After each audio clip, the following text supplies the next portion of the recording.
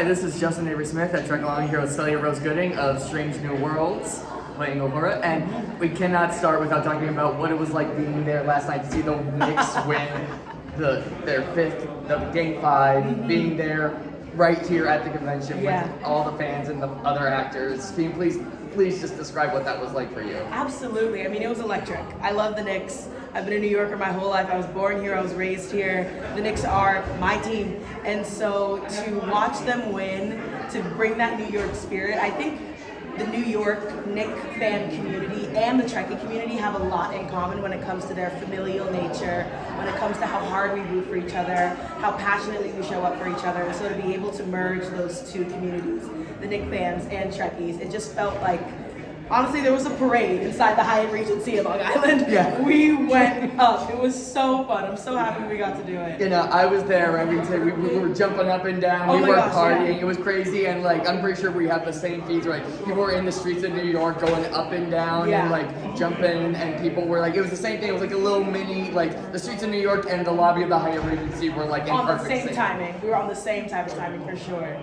Yeah, it's one of the crazy things is, like, I know, I've heard many people say this. It was not on their 2026 bingo card to have a bunch of Star Trek fans going crazy over the Knicks. Yes, no, I think it's so historical. Pardon me, because I was cheering so hard last night. I've lost my voice, forgive me.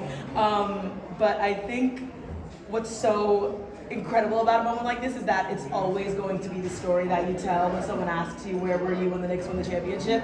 I was at a Star Trek convention in Long Island with a bunch of the most passionate Trekkies I've ever been around my entire life. This was the best con ever. I had the best time. You know, I agree. I feel exactly the same. I'm someone who was born and raised in Massachusetts, and obviously we're both theater people, so sometimes a lot of people, I think, understandably think sometimes being like a sci-fi theater person and also being like a sports fan is like mutually exclusive, that was very much not the case last night. No, that we was proved like, it wrong. Yeah, I know, and you know, I can speak from experience. Last night I was doing the comedy show here. Last night I was in the basement. I came upstairs, and you know, I saw you, Dan, and the rest, like the Sci-Fi Sisters. Everybody were all crowded around the TV, and it was down to even I know the last 2 minutes of a baseball game are basketball. I swear I know basketball. Listen, we're on like 2 hours of sleep. Everyone's adrenaline finally got down by the time the sun was rising. I'm with you. We were seriously partying all night long. In fact, that like I think only Star Trek could get, you know, and the sense of Star Trek community could get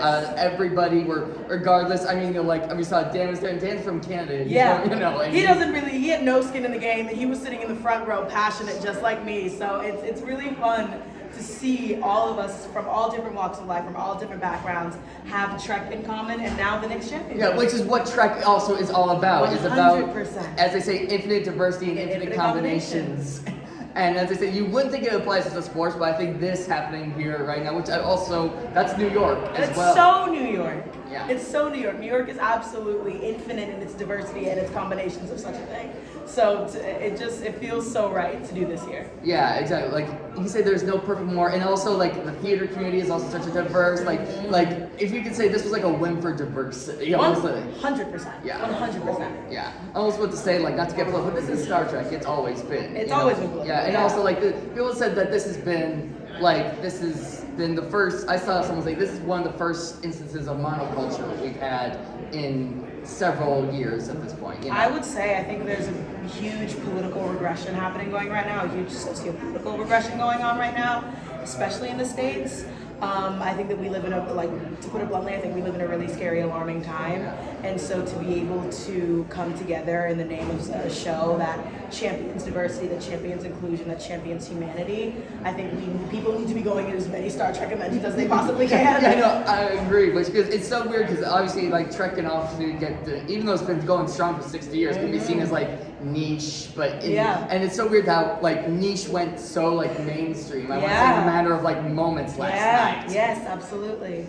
Yeah, and that was just such an amazing thing. But thanks so much. I'm glad you're here. Glad we got to share that experience together, and I hope it's just one of many amazing experiences we can share as Trekkies, as people in New York for many years to come. Thank you so much for your time. Thank you, Justin. I appreciate you. This is wonderful. Yeah, this was so wonderful, Celia. I'm so glad we had this time together. Thank you. Yeah. Well done. Live long and prosper. Uh-huh. Go Knicks. Go Knicks! Knicks it!